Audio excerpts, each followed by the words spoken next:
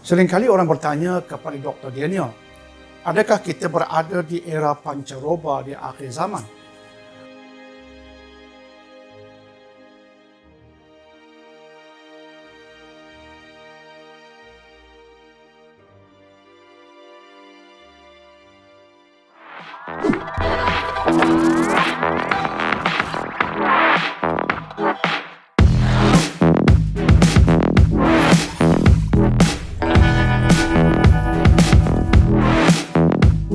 Assalamualaikum warahmatullahi wabarakatuh. Alhamdulillahi rabbil alamin. Wassalatu wassalamu ala ashrafil anbiya'i wal mursalin. Sayyidina Muhammadin wa ala alihi wa sahbihi ajma'in. Amma ba'd. Apa khabar tuan-tuan dan puan-puan dihormati lagi dimuliakan? Saya Dr. Daniel bin Zainal Abidin bersama-sama dengan tuan-tuan dan puan-puan dalam program SHOTAZ, iaitu singkatan bagi Short Tazkirah yang diadakan dalam bahasa Inggeris, tapi untuk kali ini dalam dua bahasa, Inggeris bercampur dengan bahasa Melayu, tapi lebih banyaknya dalam bahasa Melayu. Tuan-tuan dan puan-puan dihormati lagi dimuliakan. Seringkali orang bertanya kepada Dr. Daniel, adakah kita berada di era pancaroba di akhir zaman? Pertama sekali memang kita berada di akhir zaman. Dengan kewafatan baginda Nabi SAW, memang kita sedang menghampiri kiamat dan kita berada di akhir zaman.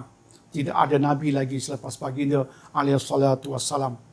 Apatah lagi disokong dengan pelbagai hadis yang kuat-kuat yang menceritakan tentang asyratus sa'ah, yang menceritakan tentang tanda-tanda kiamat yang terbahagi kepada dua kategori besar, iaitu tanda-tanda besar dan tanda-tanda kecil. Berdasarkan hadis Muslim, tanda-tanda besar itu secara umumnya ada 10. Belum datang lagi, iaitu syaitan, dajjalnya, kemudian Nabi Allah Isa alaihissalam, Ya'juj dan Ma'jujnya, haiwan bercakap, matahari terbit dari barat, dukhan, asap dan begitulah seterusnya, belum datang.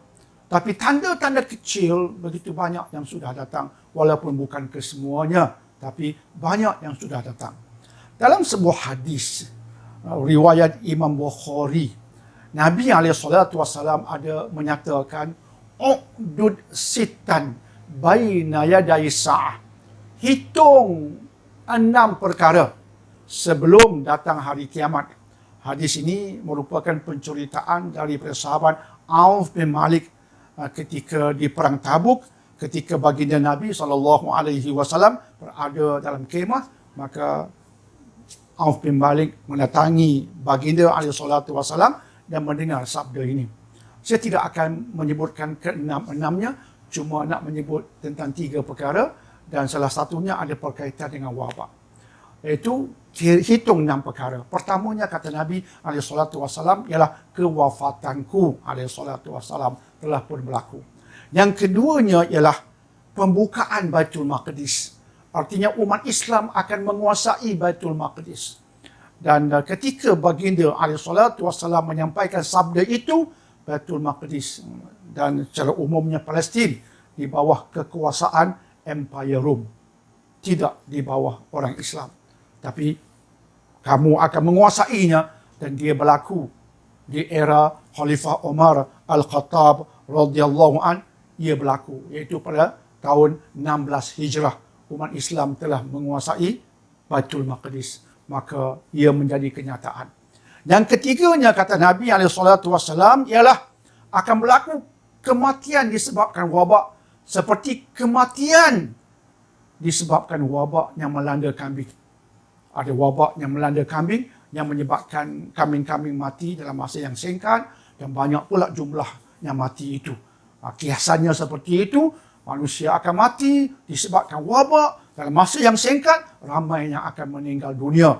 Dan para ulama yang mengkaji seperti Imam Ibn Hajar Al-Asqalani dalam kitab Fathul Bari, kenyataan pernah juga dibuat, analisis pernah juga dibuat oleh Imam Ibn Kathir dalam Al-Bidayah wa Nihayah, dan begitulah para ulama dalam kitab-kitab yang lain menyebutkan bahawa wabak ini telah berlaku. Dikenali sebagai wabak Amwas. Amwas itu satu kawasan dalam wilayah Palestin. Berlaku wabak di situ dan pada tahun 18 Hijrah, lebih kurang 25 hingga ke 30,000 orang telah meninggal dunia. Dan antara mereka yang telah meninggal dunia ialah sahabat-sahabat yang terkenal, sahabat-sahabat yang agung seperti Abu Ubaidah Ibnu Jarrah radhiyallahu an meninggal dunia kesan wabak, dan juga sahabat Mu'adz bin Jabal radhiyallahu an juga meninggal disebabkan wabak. Menampakkan pada kita jika datang wabak, orang Islam yang baik-baik pun boleh meninggal dunia. Jangan siapa mengatakan jika datang wabak, insya-Allah orang Islam takkan diserangi oleh wabak-wabak itu. Jangan bimbang, hiduplah dengan senyuman. Ya, hidup dengan senyuman itu okey, tetapi jangan memperdayakan orang Islam dengan mengatakan ketika datang wabak orang Islam terselamat. Tidak mestinya demikian. Mungkin terselamat, alhamdulillah, tapi para sahabat pun ada yang meninggal dunia radhiyallahu anhum kesan daripada wabak. Tetapi ia tidak merugikan. Hadis lain mengatakan kalau wabak menyerang kita sampai mendatangkan maut, dan ketika ia terkena pada kita, kita sabar, kita redha, di samping kita berikhtiar, kita mendapat rahmat. Kematian itu pun kematian dalam rahmat, tidak merugikan. Namun wabak boleh menyerang orang Islam dan pernah menyerang para sahabat, dan hadis tadi yang kita sebutkan kejadiannya telah berlaku pada tahun 18 Hijrah. Tapi COVID-19 Nabi tak sebutkan? Ya, Nabi tak sebut alaihi salatu wassalam secara khusus. Tapi di sana ada satu hadis yang berbentuk general, berbentuk umum, diriwayatkan oleh Imam Muslim. Nabi alaihi salatu wassalam bersabda, "Badiru bil a'mali salihah fasatakunu fitanun kaqita'il laili muslim." Bersegeralah kamu beramal soleh, sebab akan datang menimpa ke atasmu fitanun. Ini ada. Akan datang menimpa ke atasmu fitanun, fitnah-fitnah. Ulama ketika membincang maksud fitnah, secara umumnya ulama mengatakan fitnah di sini bermaksud ujian demi ujian, tribulasi demi tribulasi. Kaqita'il lailil muslim akan menimpa umat seperti kepingan-kepingan di waktu malam. Ulama mentafsirkan maksud kepingan-kepingan di waktu malam sebagai bertubi-tubi, bersambung-sambung, non-stop. Dan tidak mustahil antara bentuk fitanun itu, antara bentuk fitnah ataupun ujian itu dalam bentuk wabak-wabak seperti COVID-19. Tapi tak terhenti sekadar ini. Jangan kita fikirkan ini saja bala yang menimpa kita. Ada lagi bala yang akan menimpa kita, yang akan datang bertubi-tubi.